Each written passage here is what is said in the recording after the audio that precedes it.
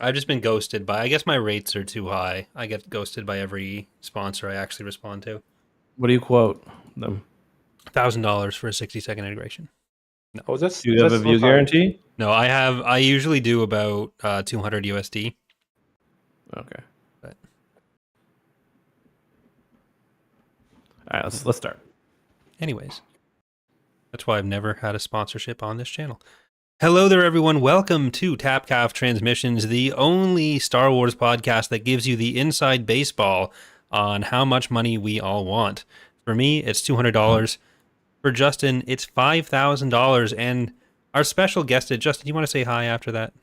Or You know what my highest paying ad I ever did on YouTube was for? more yellow? Actually, no. I don't think they got me this one. It was for Fortnite. Are you going to give us They a gave me- number? I want to say they gave me a $45 view per 1,000 views, and the video Wow. capped out at 200,000, and I hit it. So it was like $9,000 if that Damn. math is right. Yeah, it was a lot of money.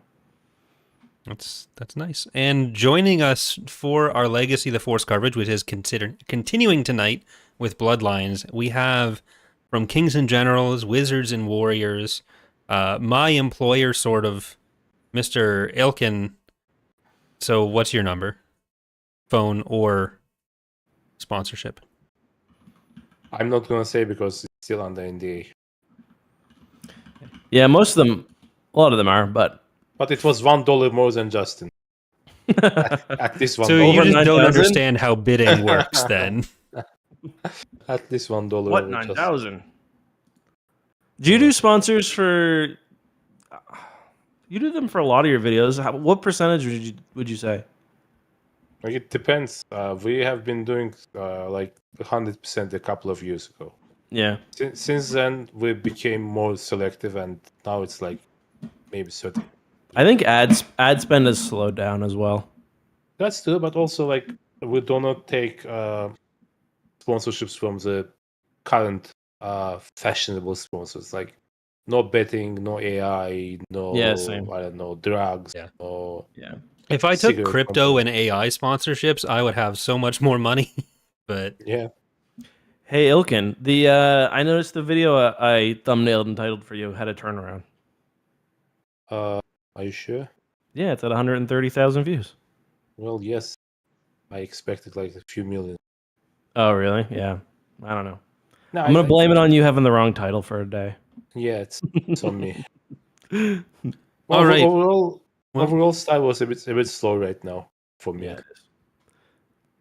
all right, well, today's topic is going to be Legacy of the Force Book 2 Bloodlines, where we learn about two different bloodlines.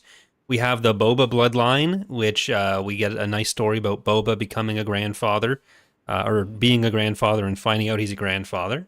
And then we have a story about how Jacen relates to his family, specifically Anakin Skywalker, with whom he shares a few life events, some canon events. So we got the turning of Jacen to talk about. We have Luke and his family's reactions to that. And we have Boba working with his granddaughter, trying to find where his daughter went. So overall, how did you guys feel about this as a book number 2? I didn't think I'd like the Boba plot, but I did. I thought it was good. It was fun to kind of just journey around the galaxy, and he has lots of cool stuff in his suit. He's always using gadgets and gizmos and shooting at people. That's fun. Jacen is still things have gone so bad so quickly. Everyone is like way too chill about it. Obviously near the end things really come to a head. But even before that, like they are like page 30. They're like, yeah, let's put the Corellians in a concentration camp. Mm-hmm. And Luke's like, it's kind of bad this is happening, and my son is with him. Like, It's a low is a low. maybe you should not let that happen. Prevent that from happening, even. Yeah. Ilkin, how are you feeling about the about book 2 here? Uh, okay, so I think it's a better book than number one. That's for sure. But I kind of disagree with Justin. I find Boba Fett insufferable in general, and I feel like the author tried to make him super cool and like super dark, etc. And Welcome to it's- Karen Travis. I don't remember what her previous book is. Something from NGO probably. No, she wasn't in NJO. She did the Republic Commando books. Like, her thing has Okay, so- always been Mandalorians and clone troopers. She can Okay, talk so- about Cal Scarata. She's going to.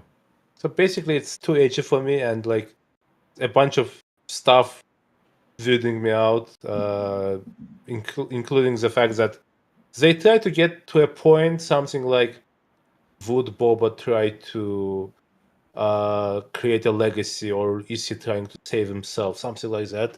Very deep, but I think like she's not getting there, basically, by the end of the book. Obviously, there are more books, and we'll talk more about Boba Fett, and he will do even more cringe or cool stuff. Depends who you ask.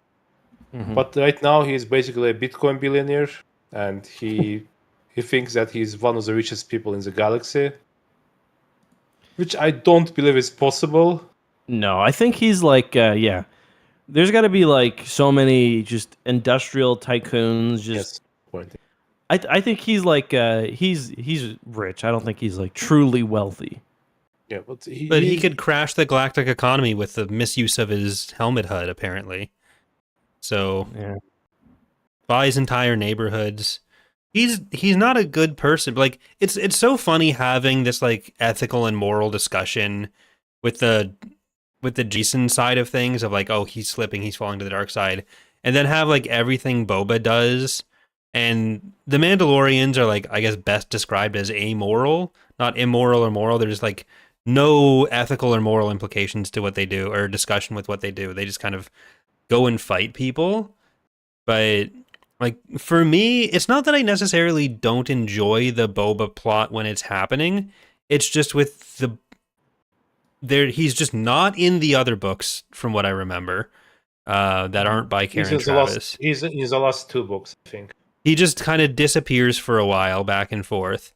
But when there's so much focus on the Mandalorians in the other plots in Travis's books as well, and there's also a thing where every author does this to some extent, and it's kind of just, it's generally fine. It's just how it is, where they'll reference stuff from their other works. Like, you're going to see it with Aaron Alston bringing in more of the X-Wing stuff, which generally I don't have a problem with. But it's a bit weirder with Karen Travis, because her stuff is set so much farther in the past. Yeah. So you have Han and Leia making references to Aura Singh, who will show up as if she's just like this household galactic name still. And I think that is part of what makes it feel weird, where you have like all of Ben's scenes, he's talking about the Mandalorians, you have Han and Leia talking about Aura Singh, and I feel like that is a bit more jarring than having Aaron Alston write about Wedge. Self-referential, right? Hmm. Because Wedge was in every other series too, so... Yeah. But that's Well, we're gonna like... have Noir event is gonna be Yeah. Luke's lawyer in next series. Yeah, so it's a bit easier for Alston and Denning, who are more recent, compared to someone who is primarily working in the Clone Wars era, trying to bring their stuff in. But yeah, so... So, like, New Republic is 20-something years in by that point, right? More than that. I guess my point is... We're in 40. So. Yeah. Yeah, so like 30 years, even more than 30, 35 years, something like Yeah, that. the New Republic's 35. been gone for over 15 years by this point. I mean, like New Republic, Yeah. Confederation, GA. whatever it's called, GA, Yeah. whatever it's called. My point is that, do you think like no one tried to hunt down Boba Fett despite him constantly killing people around the galaxy and impeding into Many economy of the try, world? none succeed. Yeah, like I guess my point is that somebody would have killed him. Like, Republic is not good in terms of justice overall, and that shows. Boba Fett is still around, and he's still killing people. Well, he's acting legally. He's not breaking the law. He's Dog the bounty hunter, who breaks the law, I think. But, you know, Yeah. being a bounty hunter itself isn't illegal. I mean, he worked for the apparent patron saint of the galaxy at this point, Darth Vader. Yeah. Everyone's like, remember how sick Darth Vader actually was? Yeah, I loved him. It's like, yeah, so Jacen has, for those who haven't read the book, Jacen's gone full. He's gone full fascist. He's basically, so for those who haven't read it and missed last episode, the Corellians are doing Corellian things. They are basically rebelling against the GA because they want to maintain their own fleet and they're tired of paying so much in defense taxes. So this is all spiraled out of hand, just precipitously, just to an insane degree, to the point where there's a terrorist attack on Coruscant. And Coruscant is a planet of trillions of beings. So like, you would think there would be terrorists. Like, Coruscant is weird because it's a planet that's roughly the size of Earth. Everything takes place within like a 40-kilometer radius of the Senate. Like, what is going on the other side of Coruscant? We never find out. Presumably something interesting. But there are a series of terrorist attacks. Probably Lumiya is doing. One is a bomb goes off. The other is a water systems are poisoned, and like 1,000 people or so between both are killed. And Jacen is first they want Mara. New Republic or GA intelligence wants Mara to set up this like secret police force. Yeah, I mean, it makes sense why she says no, because like you don't want to be Empire again, basically, right? Yeah, I mean, Mara doesn't even really. Mara's like, she's got to wake the fuck up. Like, if anyone who should see this coming, it should be her. She's like, Jacen's doing the exact shit that she used to do, just like a little cleaner. But that's why what happens to Mara happens. It's basically Game of Thrones thing, right? The dumbest character, the character who is most naive, etc., etc.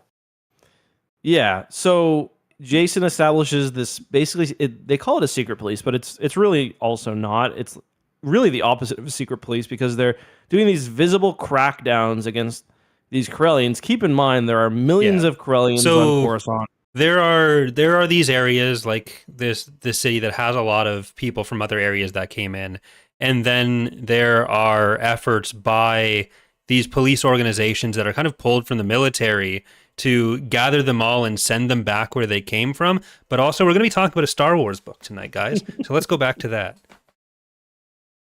Sanctuary City blocks? Yeah, it's crazy. And yeah, so he does these crackdowns. He leads these raids, and like they're just killing people. They're just deporting people. Like they're sending them back to Corellia or putting them in. They say they're being interned as well. We don't really see as much of that. I don't know if we do later on, but they're being repatriated to a planet that's also getting blockaded. Right.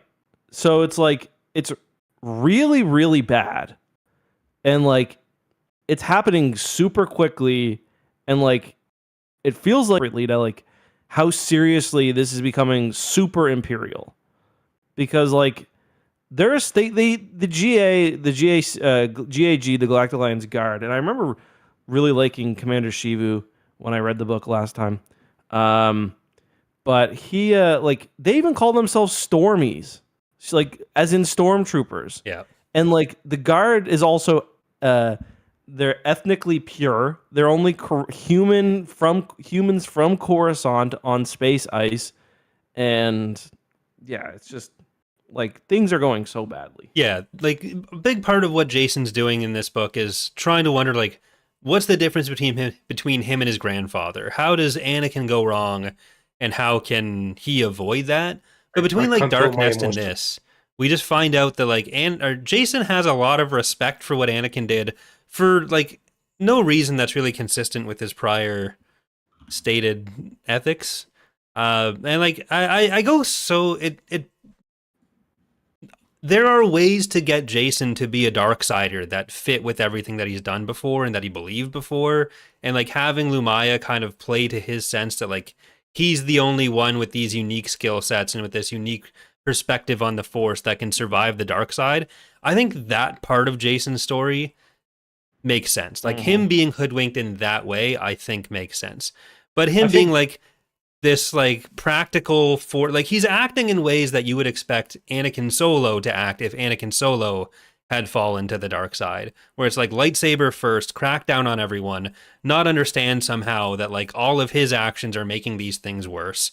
And like you can kind of see that juxtaposition between book 1 and 2, where like we see Jacen in Dark Nest and Betrayal kind of doing the wrong thing because he's just so reliant on his force abilities where he can just go into the future and think he knows exactly what's going to happen.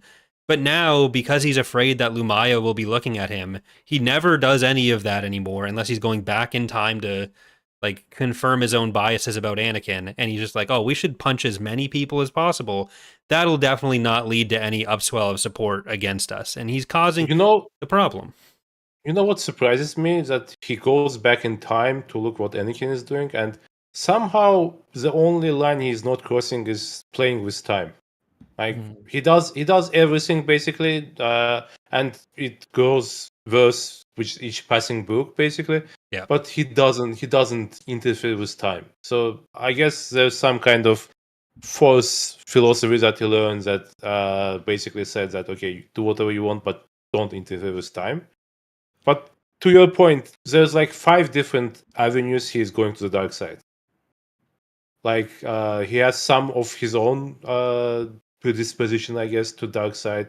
The idea that there's some kind of balance and it should be restored. The idea that there's a greater good, etc., etc., etc. And at the same time, Lumiya does her own thing, and it's kind of like different avenues going to the same place. Mm-hmm. And it's kind of like overloading for me, I guess, is the point. I feel like, yeah, like to me, I kind of agree. Yeah, like how he gets there, I think is fine. It's funny, like he's like, I'm not like Anakin. Anakin or Palpatine just wanted power for power's sake, whereas I want power because I'm the only one who knows what's best. Like, dude, it's the exact same. It's the exact same thing, which is fine. And I'm also okay with the idea of him being hoodwinked or him genuinely, after the various wars and every, the galaxy wasn't always as chaotic and as, there were periods of peace, and they've been through like 10 wars in 10 years, like, or 10 wars in 40 years. Like, I would have been fine. I just think we're at, Jacen leading the Gestapo. Like, I think that needs to be like book 4 or book 5. Like, yeah, where I think he needed more time with Alana. I think the war itself needed more time to kind of get going, because by the end of this book, we are basically in full war between. Right now it's just Corellia, but later it'll be other planets. It's basically Clone Wars 2.0, and Luke even kind of makes reference to that. We needed to. I don't know why they sped through this. Like, Lumiya could have been introduced earlier, or I think what would have really helped is some time with Jacen and Tenel Ka and Alana, so we kind of see what he's so worried about, because we hear all the time about how much he loves them, but like we don't see them like at all. I'm reading this series for the first time, and every time I read it, the second book when they first mentioned Tenel Ka, it seems like they made a decision at like the last moment.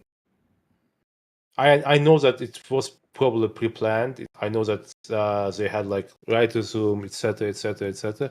But every time I read book number 2, it kind of like, okay, this comes out of nowhere,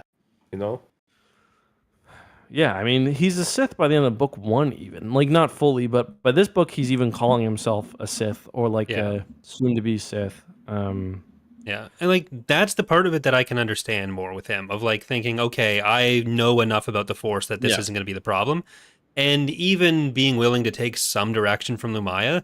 But there's this like implicit trust he has that everything Lumiya is doing is going to be for the right reason, and like if there's one thing, like the whole "everything I tell you is a lie" from Vergere doesn't seem to have made any impression on him, but everything else did, where like Lumiya tells him at one point, like, the reason Anakin went wrong and you won't is because Anakin was young and inexperienced and was being taken advantage of by a powerful Darksider. It's like, yeah, that's what you're doing right now. And he is just so unquestioning about any of it. But he's also, a lot of what he's doing has nothing to do with her anyways. Of like, Yeah. she's spurring the stuff that he's responding to, but he's also responding in the most overzealous way when you don't even have to be slightly intelligent to realize that he is the one escalating the situation in every instance.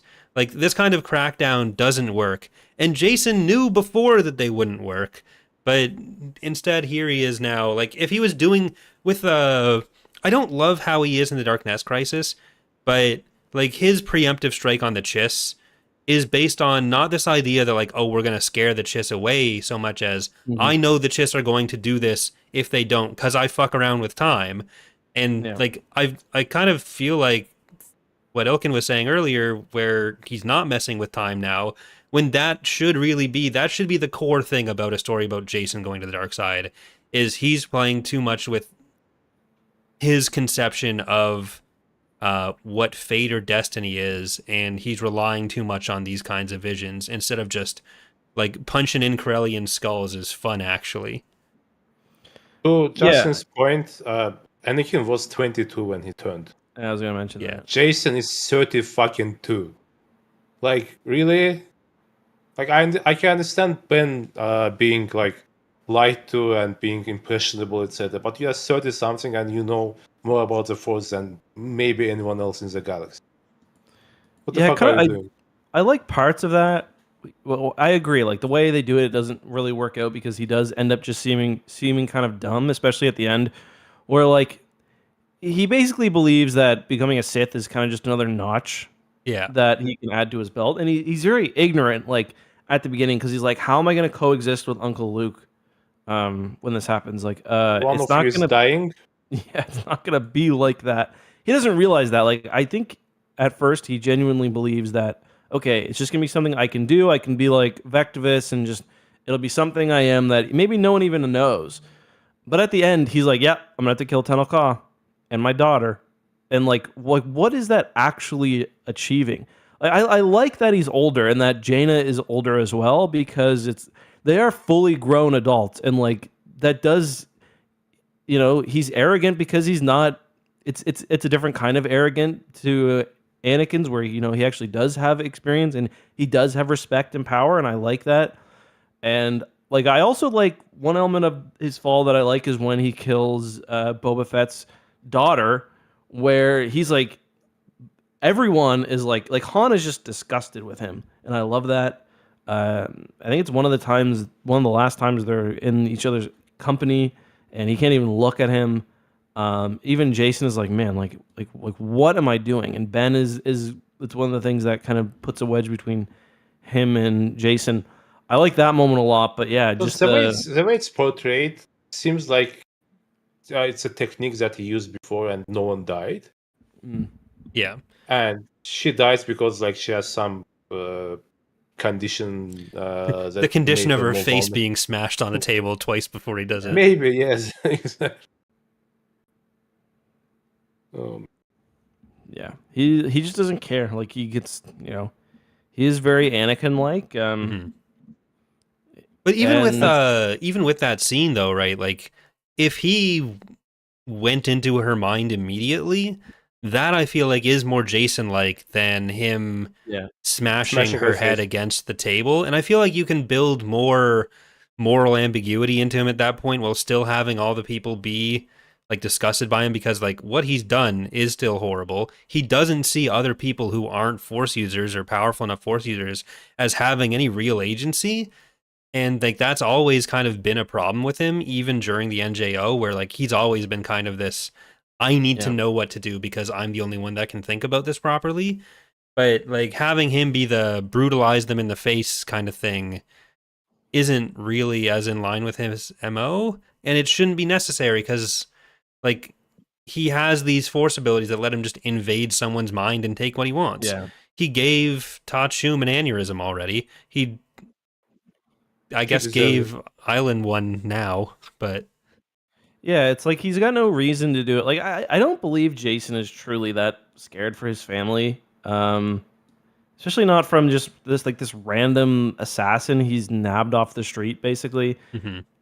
like it just doesn't seem. And yeah, like the smashing the face in it, it's got nothing. Like it might have been And interesting. by that point, his parents are obviously across the line to the Korean side, right?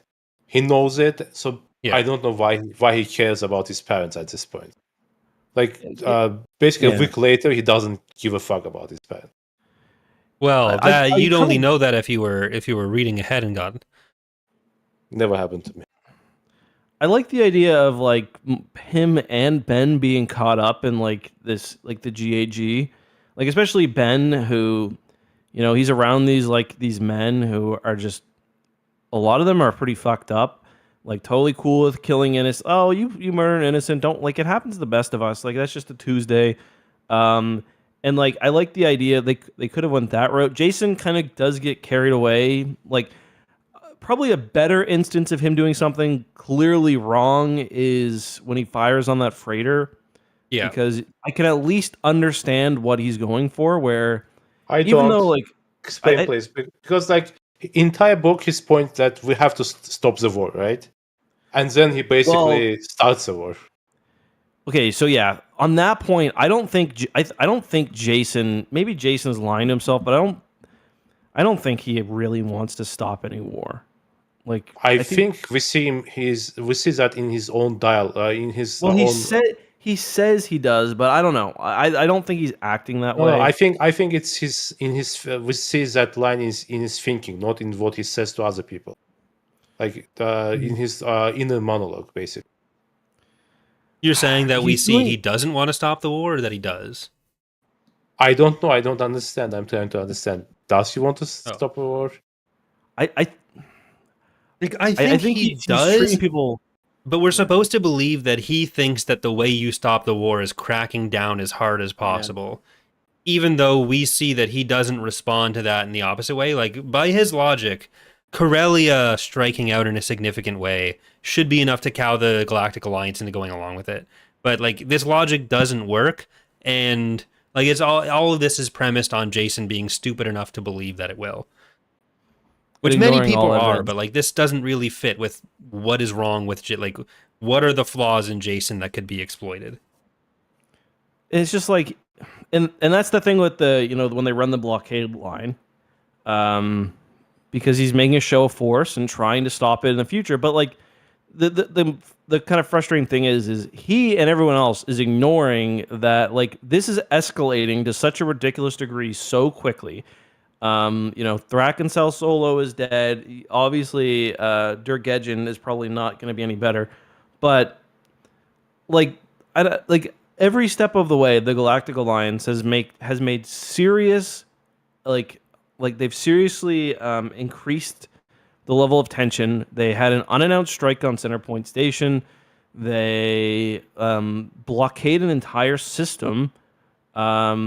They consider destroying the Corellian shipyards, which is like their, thousands of years it's been their thing, and they're interning and killing Corellians. Like everything, the GA is constantly making it worse, and Corellia and other systems as well, because it's just Corellia now, but in a few books it's going to be Corellia and I think Fondor, yeah, a bunch of other systems. Kashyyyk even. Kashyyyk, really? Kalumas is basically exuding that Weimar energy. Like, what can I do? What can I do? I have to do it. I have to let them do it, etc. So every step of the way, it seems like he's the one who is a puppet of Lumiya, basically. I know that it's not in the text, but like the way he is acting throughout the books, it seems like he's a puppet, basically. Yeah, I mean, I think you could extrapolate from the stuff about his physical state in the first book to get there, where he's all gaunt and everything because of the office. But like he ultimately ends up just doing the things that Niathal and Jacen want to do. He talks about how bound he is by the Senate, but both him and Luke talk about like, oh, this is all terrible, and Luke especially where the take Jacen has on him is that like, oh well, he doesn't actually do anything. Like Luke is frustrating in these books because he knows the Galactic Alliance is in the wrong, and he's just like, well, can't I just say my opinion that they're wrong? I don't have to offer anything for us to do or not do. Like, okay, I'm kind of tired of this plot line from Luke of like doesn't know what to do, but this is even more doesn't know what to do than NJO, where he doesn't know what to do and he's not even criticizing people for taking what are clearly the wrong steps. Yeah. Well, yeah, like, yeah, I enjoy what I say too. It is kind of funny that like Cal OMS is because the Jedi basically plant him because he's someone they think essentially they can. They don't say it in the book, but they make a chancellor who's going to be a doormat, and like now he's a doormat to the fascists. For JD actually, so that's cool. Yeah. And yeah, like I agree. Like Luke is just so Luke has no moral center at all. Like what the GA is doing is clearly wrong. Like there's no doubt. Like yes, you can't let the Krellians activate Centerpoint Station. There's a lot of stuff you can't do. But like this essentially started because of a dispute over like the Krellians. Like there could have easily been a resolution some way. Like Han sees it, I think Luke sees it. Like there was a path forward. The GA is being ridiculous, and Luke is fine with it. No one's saying anything about Jaina and Zekk. It's Traken. Basically, give him like an admiral position in the Navy, and he will fuck off. Like there's 50 billion ways on to do all it. sides. If they just came to the agreement in early negotiations that Boba Fett will kill Thrak and Sal Solo, Corellia would have been okay with that ultimately. Yeah, I agree. He ultimately ends up being popular. Like part of it is Centerpoint. Like the Galactic Alliance has to do something because of Centerpoint. And now the Corellians are basically planning to hold the galaxy hostage because of it. But as far as the escalation goes, like Jacen is basically Tim Robinson in the hot dog suit. Like we're all trying to find who's responsible for this. Oh yeah. Yeah, exactly. Like there's almost nothing is happening on Coruscant. Like that's what's crazy. Like yeah, there's a couple of small terrorist attacks. There's not even really any evidence that it was the Corellians. Like it's such a small deal that it's just completely ballooning. And like Luke is being a fucking idiot to Han. Like Han is hot-headed in a lot of these novels and says things that are stupid, but like he is a spat with Luke, and he's right. Like Luke is being an idiot. Like Luke is being used. Like the GA is basically the Empire, but with Jedi now, and like it's going to be more obvious, and eventually the Jedi will see what's going on and they will leave. But like that's not for a bit. They're getting kicked out. Yeah, I'm glad we're sort of getting back to having more of the Jedi Council, because I think that was something that was... I don't want to run ahead to the next series, but like if you are Dala, aren't you like, yeah, these people should not be allowed to be anywhere near power at all? I mean, like, it's pretty bad when the ex-Imperial Pellion is like, no, that's probably too much. I resign. Sorry. Yeah, like fish heads will rule better than me. So I did a video a while back on how like people point to Pellion as like fixing the Empire, and the Empire under Pellion was good, and that's not true. But I do think that Pellion as an individual gets an overall redemption arc. Like he wasn't always this good guy. He was a Wookiee slaver. Like he was part of that on Kashyyyk, and he says like 18 racist things in the Thrawn trilogy. But I think like over time, he is someone where you can see this softening of his position and his turnaround on like what is good or bad for people to do. And like in the NJO or just before, he has a kind of Jacen-esque version of his opinion on fascism where he justifies it by like, well, maybe Empire can work if we kill all the people who think it's a good idea. But now he sees it happening. He's like, okay, look, we've been down this road before. This is not going to work. And it's not a full redemption for him, but it's like he's a more reasonable person now, even if the Empire is still full of the worst people possible. Yeah, I mean he's 90. He probably doesn't want to get like he sees the way the things are turning. He's Doesn't have too long left, so appreciate your years, I guess, buddy. It's gonna go. He's gonna be Thrawned, really killed on his own ship by a gremlin. This time, Tahiri. That's a horrible thing to say about Tahiri. What did sand people ever do to you? I always forget that Tahiri comes back. Oh my god. Tahiri, like that's going to be a very fun thing to get to. Some of the Ben and Tahiri stuff that's coming in the future books is very uncomfortable. So really It's not already uncomfortable. Like, I'm sorry, but every time someone tries to turn someone to the dark side, it is like grooming. Like, you can't do that any other way. No, but this time, actually, It's actually grooming. he like rubs his wiener, basically. Yeah, I mean, Pretty it's close. it's not like that with Lumiya and Jacen, because Lumiya is just like, hey, you know what you haven't been yet? Sith lore, and Jason's like, you know what? You're right. I haven't done that. I'm going to learn literally nothing from you. Literally, she's taught him nothing. She said, you know who's powerful? You. And he's like, yeah. When are you going to teach me Sith stuff? She's like, oh, what do you mean? I can't teach you anything. And I dislike how Jacen becoming a master is a point in this series. Like, they try to make so many parallels to the prequel trilogy. It kind of gets old very quickly. Well, we're getting Confederacy 2.0. Mm-hmm. Well, yeah. Also, I do get the feeling that Lumiya is a sexy older woman. She doesn't have your chin. She can't do any mewing. Just Oh, thank you, Well, Jack maybe she's Chipper, author Jack Chipper, and also Vornskird of Mercure for your donations. Lumiya thanks you with her sexy Chin older with woman space. vibes, I guess. But we do have Troy Denning writes Tempest, which is book 3. So I assume we're getting a Limarar and Tahiri, Tenelka, and if everyone. someone writes Dancer's body once again, I will find that person and I'll kill them. I can't. So writes what? Every time Alemara is mentioned, it starts with her dancer's body. Oh yeah, Dancer's body. Yeah, yeah. Come on. Yeah, I mean, Well- we do get a little bit of good out of Luke, where Luke realizes Lumiya is there.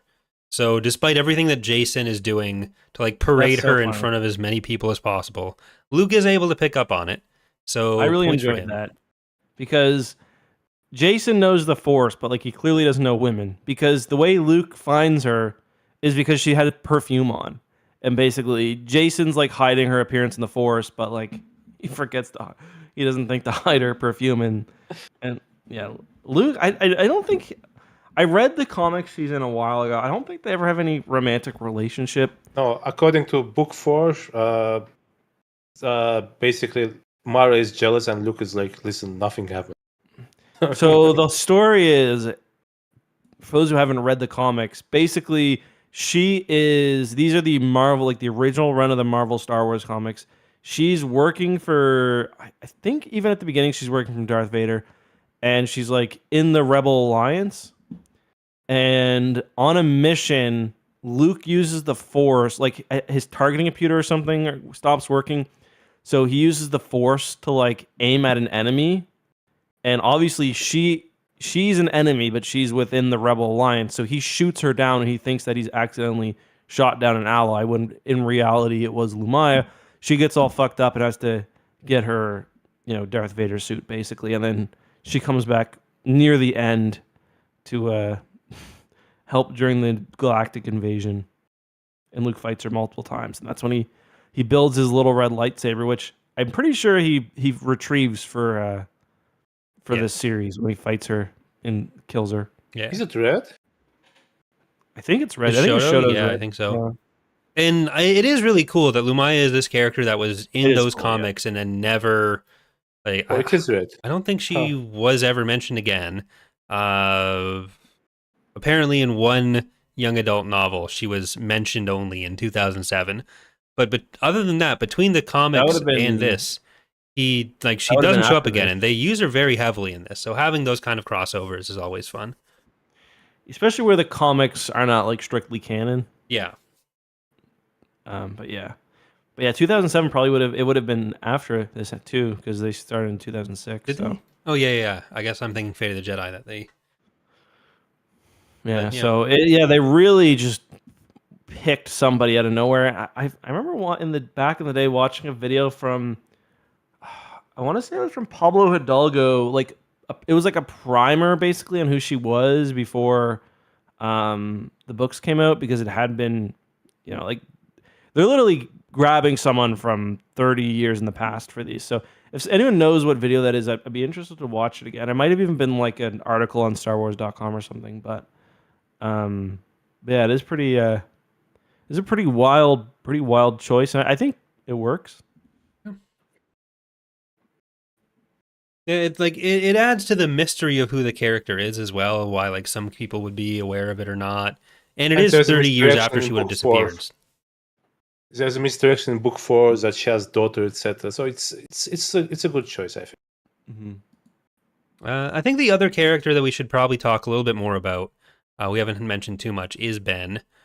So Ben is kind of in this situation where he just wants everyone to respect. Like he's not a kid anymore. He wants everyone to respect him. He wants to be Jacen when he grows up.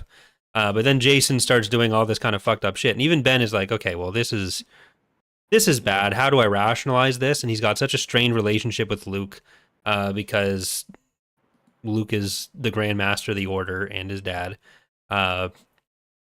Where like Mara, part of why Mara's blind to everything is because Jacen brings Ben out of his shell. But we see Ben kind of start to hesitate about his choices. Jacen's grooming him as his apprentice, but Ben no longer feels as sure about what he's doing. So, how are you guys feeling about Ben? I like the character. Go ahead. Go ahead. I was gonna say I like Ben in this. Yeah, because it is an interesting situation where even in Dark Nest, we know like Ben was kind of traumatized being born during the Vong War, so they really want to make like this relationship with Jacen work because it's been very positive in some aspects of his life. But yeah, Ben is like not dealing well with what's happening to him. And that's part of the reason why he doesn't why he's anxious around his father, because he knows what his dad is going to say, what he has to say, and what he said before. That's, hey, you got to get away from Jacen. And like in his heart already, Ben is learning like, yeah, Jacen is he says, I wanted to be Jacen, but like I never could have just randomly killed a prisoner. So,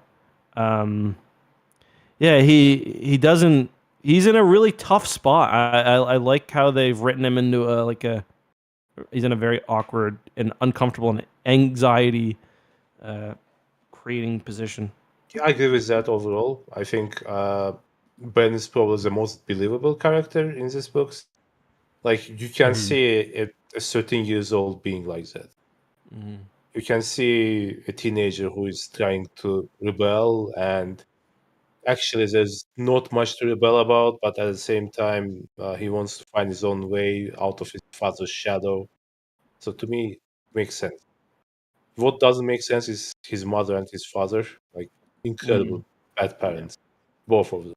Yeah, they gotta just grab his ass, like. Yeah, like Mara, it's disappointing how easily everything gets past Mara in this, because there's an extent to which her entire character just gets reduced to Ben's mom and Luke's wife. And there's most of the stuff that gets said about her in this book is like, Mara didn't speak up because she disagreed with Luke, but didn't want to do so publicly. It changes in book 3, so I guess if it's not like that forever. But again, Game of Thrones rule: you deserve what's going to happen to you. Even if you want to keep her as like being more willing to believe Jacen, having her be part of the voices defending him at the council meeting, I think would have made more sense, even though that's coming out against Luke. Because like the idea of her just staying quiet at the council meeting so she didn't contradict him isn't like, I feel like so that doesn't work.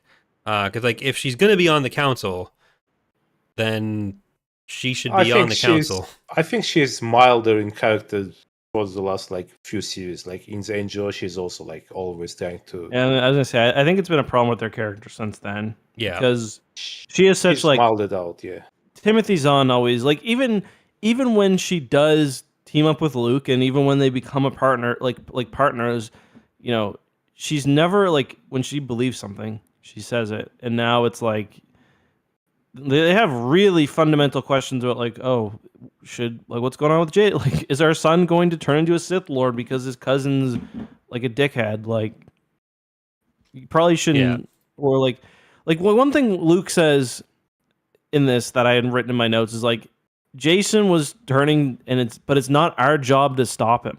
Like, he's like, Jacen was not doing the right things for the Jedi, but it's not our job to stop him.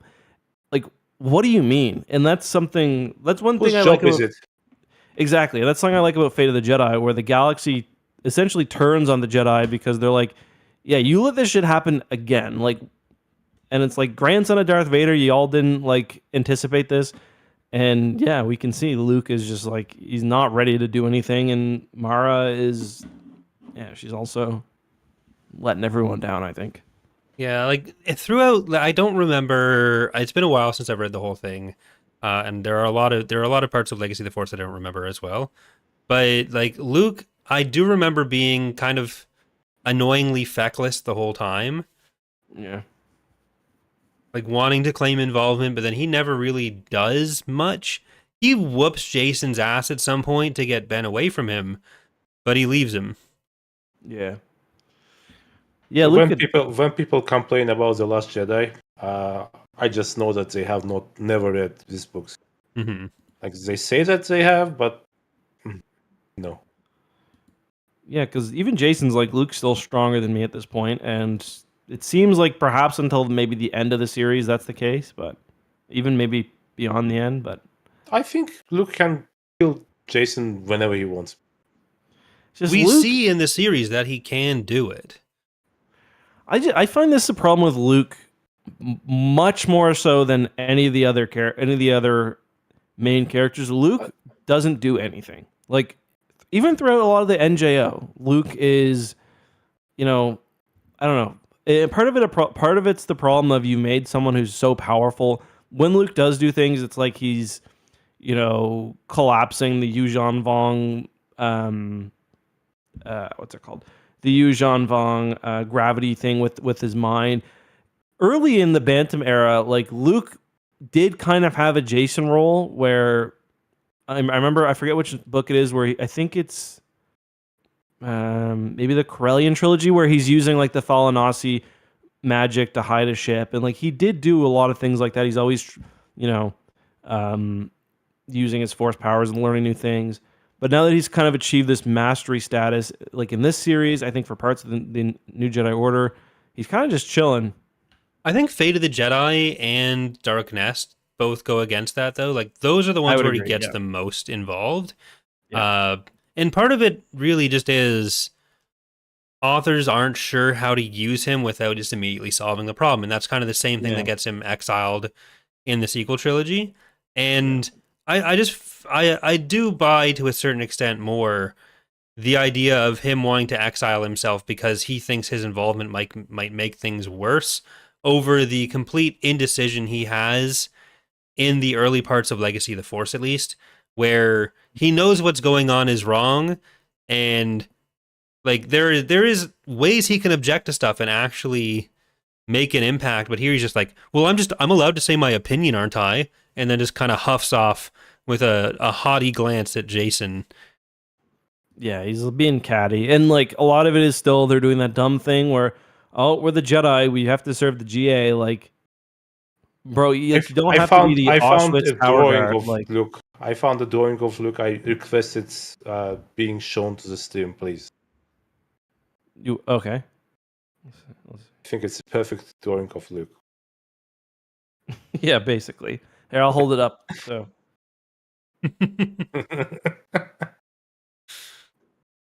Closing his curtains to the nuclear explosion. Yeah. But thank you for being so podcast friendly. We are giving him some trouble because yes, he will eventually leave, but like he's doing flights with Jaina right now. And that's the other thing we didn't talk about. Jaina and Zekk I appreciate because Jacen, and someone even comments on this, he's going back and forth between running the GAG and manning the picket lines around Corellia. And when he shows up, I forget if it's Zekk or Jaina. They're like, "Oh, they don't need you at the." I forget what they say. They're like, "They don't need you at the secret police HQ." That's Jaina. Yeah, I'm he's gonna talk disgusted about by him, which I I'm appreciate. gonna talk about Zekk in the next book because I get increasingly annoyed by everyone in that family. Yeah. Like I think part of the issues with Luke come from this idea that the people just won't buy the books or whatever if there's not this big presence from the original trilogy heroes. But I think what what Han and Leia are doing this book, I think I enjoyed that. And I think you can have this like vague notion of Luke is doing stuff in the background that we're not going to touch on because then we don't need to have him in the book as much. Just focus anything with him on the Ben situation and have him be busy. Like Baikanon is saying something similar in chat as well. But use that time instead to focus on Jaina and have her be the one getting the impressions on Jacen more than anyone else. Because we do get a bit of that, and everyone's kind of going off her impressions. But she's not very present yet, and she will be more present later. But like for the story of Jacen falling to the dark side, like this should be most personal for Jaina, and I feel like her involvement from the earlier periods to really see that emotional impact on them would have been nicer to have than just having her come in later when she's already essentially written him off. Well, Yeah. in book 3, she becomes more important, and like her importance grows and grows. But that's true. In the first 2 books, she's kind of like emotional non-end. She's part of some action, but like in terms of emotions, you don't get much from her. I guess I have 2 more things to talk about. Okay. Number 1, what do you guys think is Lumiya's true goal? I think she's just angry. She's definitely not what she's playing with Jacen. Like she's acting like she's like, oh yeah, I don't hate Luke. I just want what's best for the galaxy. Like I don't think so. There are some Sith I think that go her that real way. point. What's her real point? What's her real objective? What does I don't she think want? I think she's just angry. Yeah, like I think it's Well, kind of we the same thing that know- Boba is saying of like, I don't need to kill the Solos because look at how fucked up they all are. Like Lumiya is the one doing the fucking up there. Like this works fine if Lumiya is doing all of this just to get back at Luke in some way. Like tearing apart his whole family, causing Sithy little chaos in the galaxy, getting a new Sith Lord out of it maybe, but like she wants that power anyways. The problem is then every dark side user basically has the same objective of hurting Luke. Like, I mean, like not Jacen. Jacen, not Jacen. Alemarar, Lumiya, whoever comes afterwards. Like entire point of the the ones existence. later. I mean, there is the like extended lore that tries to connect Vergir, and I don't care for that though. Like Doesn't Vergir work, and right? Lumiya and Crate, but I don't care for any of that. If I'm being honest. Yeah. And I guess Corey brought it up, but the second question I had was, do you think Boba Fett would really go like, yeah, they are gonna kill each other anyways, and I don't care? I can see that. I had some, like I said, I actually enjoy the Boba Fett sequences, partially because I like him gallivanting around the galaxy. The parts where I was like more about questioning his portrayal is like when he's soft. Like I think with that, Justin, he's kinda 71. It happens. yeah, but he's got the gene therapy of a young man. But like there's so many moments where like he's cracking like wise with this like he's just being a little friendlier than I expected. Maybe this is old age, but I kind of liked his character. I don't think we really mentioned too. So this book is pretty big into the prequel tie-ins, obviously, because we're in like the 2006 2008 era. So Boba Fett is dying because of the Sarlacc and just other stuff. So he's trying to find. He's basically got this complex path he's following to try to get genetic information so he can save his body, which he eventually does do. Because he got tumors and shit. Yeah, like so there's the epigraph at the start of every chapter I that enjoyed those. I enjoyed them as well, but there's one of them that I think really sums up the problem I have with how Jacen is handled. Uh, where it's the Hollow Net Entertainment Weekend Focus political commentary, where Jedi are seldom public figures and rarely risk controversy, but Jacen Solo's extraordinary record in recent weeks, leading the war on terrorism, even flying combat missions in the Pellion blockade, marks him out as a man less concerned with the esoteric spiritual preoccupations of the Jedi Order than with doing his bit for the Galactic Alliance. Like, yes, he has had all the training in choose and act, but saying that he just doesn't have that esoteric spiritual preoccupation Bro spent 5 is years.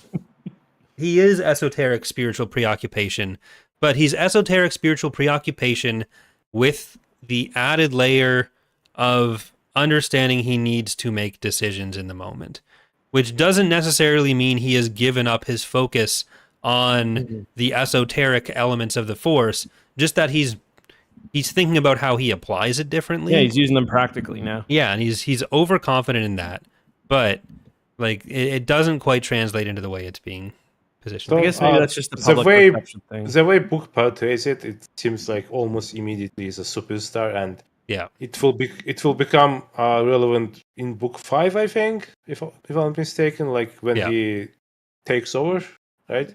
Mhm. Chief of state. Yeah. I guess that's what Justin said at the beginning of the stream. It just happens too fast, right? Yeah. Like there's like really small action, like a few kilometers away from the Senate building, and like a few days later, he's like hero of the Coruscant. Yeah. Of the Coruscant, and it's a bit fast. It's not much going on, etc., etc. I don't know. Well, part of it is this criticism of like the post 9/11 consensus and the War of Terror, because this is 2006, so we're at the point where that has fallen apart, right? So they're just trying to frame everything in like in the time where this existed going into Iraq. And, apparently, it hasn't fallen down. It's still going on. well, no, the thing where like everyone on all sides in the States was like everyone was on board with this for a good few years, and then afterwards people realized, oh, like maybe that wasn't the best idea. But well, a lot of people still thought it was the best idea. But Take a drink of that Mike's hard, Corey. look, they're writing this trying to position Jacen and his reception as that kind of how people in the States felt in 2002. But I don't know, just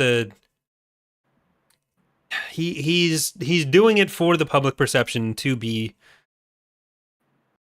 useful in shutting out whatever Corelli is doing. But I don't know, it's Yeah. It's weird No, that they make him think that would work. Yeah. Yeah. That's fair. And I think at one point maybe less, and he's just like, yeah, whatever gets me the most power. And because I do appreciate that, you know, he sees what Vader did or what Anakin did and how he fell, and he's like, oh, I'm not going to do that. He's like, and again, I think you tweeted something about this the other day, Corey, and it was like, oh yeah, he's the one. I forget what you were talking about, what it was in reference to, but it was like, oh yeah, this is the only totalitarian government facing an existential threat. Like this is the first time.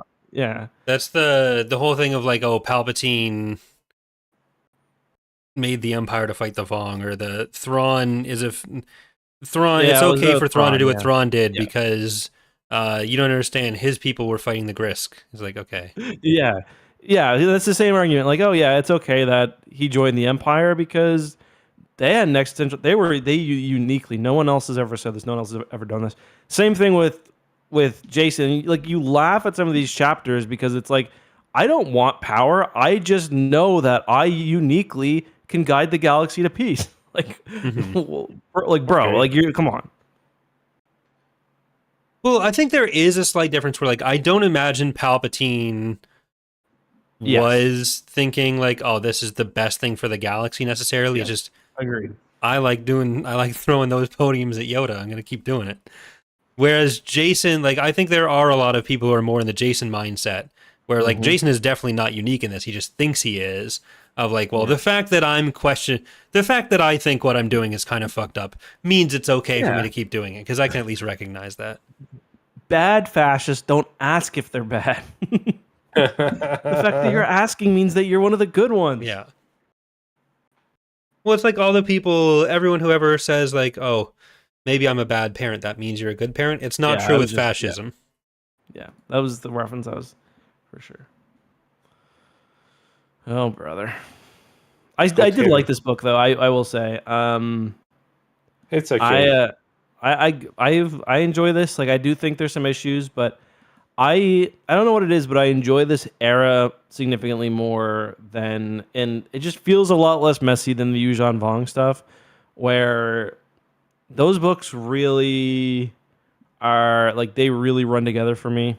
I like the highlights, but like Well, yeah, I don't but know, there are there's- like two times more of them, right? There's like 20 books versus 9 books, something like that.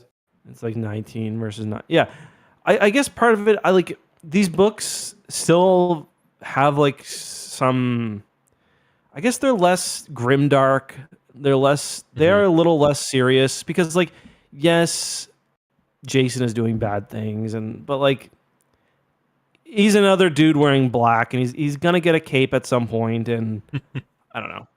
It does feel a bit more, and it's a lot more fun when everything's not covered in sores and spikes and wounds and alien technology. All right. I guess with that, we should give our rankings. Last time, I'm gonna add in Ilkin's because I think we all gave it a B last time. Yes. So, Corey, And- if you agree with me that Boba Fett is Roberto Fettuccini, I will give this book a better score. Why do you think I have a vested interest in what score you give this book? Well, I like want 10 minutes. I want 10 your minutes- actual opinion, Ilkin. Remember? 10 minutes ago, Justin said something like, Luke is interested in getting more book sales. So I assume you too. Yeah, I get paid. Not you, Luke. one Luke, Disney Luke. dollar. No, I get paid $1 Disney dollar Yeah. for every Legends book I sell, or every Disney Plus view of The Last Jedi. Every Disney Plus view of the Acolyte, I think, is what you get I paid asked for. I asked Corey to write something a few days ago, and he was like, oh, I don't know the new lore as good as well as the old lore. I was like, okay, you just don't want to write it. Cool story. That's bro. not true.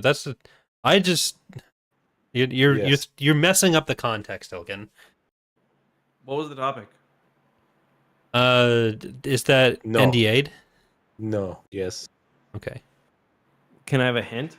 Tell me after the stream. Star it was Wars. It was your idea. I stole it from you. That's a hint. Okay. The way Corey stole one of my ideas for his video, so okay. You can steal something from Corey too. Okay. All right. So I'm giving this a B. I'll say my rating since you guys are pussyfooting around it. Yeah, it's better than the first book, but it's still B for me. Yeah, I'm staying at B. I have a feeling we might get pretty consistent ratings through all of this. Yeah. Well, Like- the books are consistent. Like Justin had a good point. They are easier to read. They are not. Fewer characters. They're not as edgy, I guess.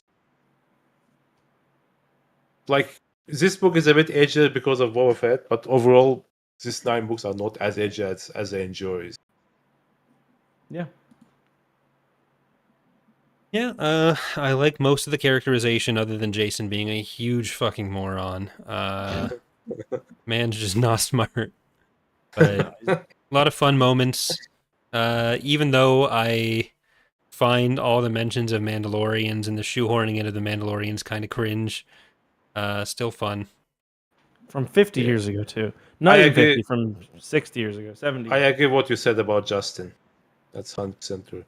Cringe. No, what Corey said about Justin.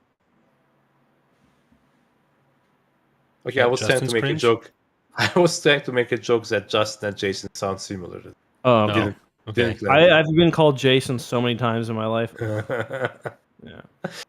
I always used to. I'm sure I've told this too many times on the podcast, but I used to pronounce Jacen as Jacen, and it's still a conscious effort not to. So Why? Why did I call him Like- Jacen? Did you think like he's a Greek or something? He was a dumb kid. Yeah, I only ever read the name. I never heard the name until much more recently, and I just went with because my name is Corey. I am accustomed to the hard C sound, so I see a C in a name. My initial thought is always Course can. Jacen, Corey, Speaking about Jacen. Sorry. Speaking about hard C, the beer that you have next to you, Justin, is absolutely perfect. I love it. The beers. The creamer one. Oh yeah, they're good. It's really good. They're Well, really good. the stream version has that cut off. We're in smaller boxes, so no one can see what you're talking about, including me because I'm looking at OBS, not the Discord. But Speaking of mispronunciation, so I read 95% of this book, but I listened to the last few chapters on the unabridged audiobook on YouTube. They call Lumiya. that one I and think is common though. That It one I is. think might be the correct pronunciation. It might be, but Lumiya sounds so much better. Yes. Just So like how abridged is abridged? Is it abridged? I or was just... there. So there's the abridgment is good. Like if you're just wanting to listen to the books, the abridgment's completely fine. There also is it's not like a full audio production. There is an unabridged one that you can find on YouTube. If you just look up Legacy of the Force unabridged, it's in 2 parts. This specific one was, but the other one is they call Shivu. Oh, what do they call him? Something like the Shivu one. I heard it. It was just so ridiculous. I Shivu? chortled. No, it was Shivu? yeah, kind of Shavu? it was wild. It was I can't remember. Yeah, it's crazy, but It's they do crazy. good. So yeah, they do good, and yeah, but the abridgments are otherwise fine. I think they're 8-hour abridgments, which is the New Jedi Order ones were 3, and the audiobook would probably be 13 hours otherwise. So. Yeah. Well, this one was 100 pages shorter than the last one. Tempest is Same. around the 100 page. same, yeah. Cool. But our next Legacy of the Force episode is going to be on July 2nd. We'll be talking about Tempest. What? If it's July 2nd, I'm not here. Okay, if it's July, well, I'm not if it's gonna July dox what? myself. Then what? 9th then, because you're going to be here for all of them, Ilkin. We're doing them all with you. So I'm not here. I'm not here on the 9th too. oh yeah, Jesus. the 16th. 16th works for me, and I can do 25th too. 25th is gonna be iffy. That's when Charlie's gonna be here for that one. So The 25th meeting next week is what you mean, right? no, I meant next month. No. No, Okay. Oh, he can do it next next. I don't think I'll be able to do it next week. Boo. If we do it next week I and can then we try, don't but- do 2 weeks of books after that, I can try. I'll try. because I mean it's kind of doable, and then we just The negotiator. we'll Yeah, figure something else out. I'll give it a for the try. others week. I'll let you guys know by Monday whether All right. it Cool. honestly just depends on whether I get time. Like right now, the kid's not sleeping, so it's cutting into all my time, and the first thing to go is tap calf always. Yep. All right. Sorry, fuckers. That's going to do Hey, it for me, this woman. week. We have no other topic right now, so we'll see what happens. But yeah, Nothing ever happens. Tempest. Speaking of pronunciation, thank you for listening. Thank you for watching. Thank you for smoking. Goodbye, Roberto Fottuccini. Bye. Bye.